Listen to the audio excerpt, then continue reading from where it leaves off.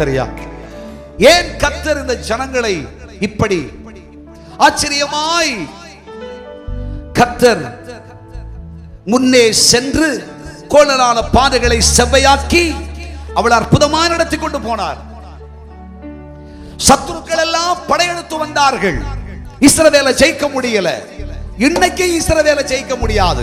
கைகளை தட்டி கர்த்தரை மகிமைப்படுத்துங்க பார்க்கலாம். கையை தூக்கி ஒரு அல்லேலூயா சொல்லுங்க.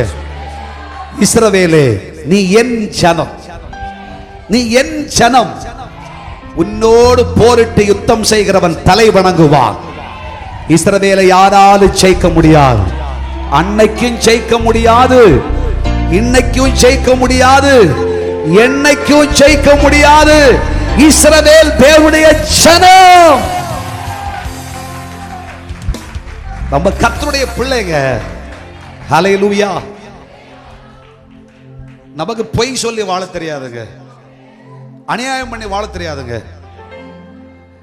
கள்ளத்தனமா வியாபாரம் பண்ணி வாழ தெரியாதுங்க, அசுத்தமா நடந்து வாழ்க்கையில சில புகழ்ச்சிகளை தேடுறதுக்கு நமக்கு தெரியாதுங்க.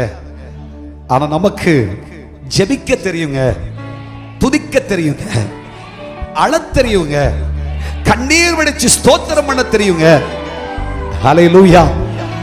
அதனால என் கர்த்தராகிய தேவன் உன் வலது பாரிசத்தில் நின்று கொண்டு உனக்காய் செய்கிற கிரியை அது ஆச்சரியமாயிருக்கும். உனக்கு எதிரிட்டு வருகிற சத்துருக்கள் தலை வணங்குவார்கள். சத்துரு பலத்தவன் என்று எண்ணாதே. சத்துரு பெரியவன் அல்ல. அந்த சத்துருவை பார்க்கிலும் மகா பெரியவர் நமக்குள்ளே வாசமாயிருக்கிறார். இன்னைக்கு காலையிலையும் சிலர் ஜெபிச்சீங்க. ஆண்டவரே, எங்கள் சத்துருக்களுக்கு முன்பாக எங்களை வெட்கப்படுத்த கூடாதுன்னு ஜெபிச்சிட்டு இந்த கூடாரத்துக்குள்ளே வந்தீர்கள். இஸ்ரவேல் ஜனத்திற்கு முன்னே போரிட்டு வந்த சகல ஜாதிகளை கீழ்ப்படுத்தின அதே சர்வ வல்லமை உள்ள தேவனாகிய கர்த்தருடைய கரம் இன்றைக்கு கர்த்தருடைய ஜனமாகிய நமக்கு வாக்கு கொடுக்கிறது.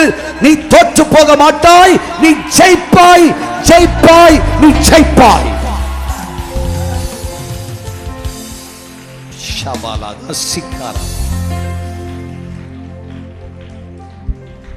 நீ தோற்று போவதில்லை.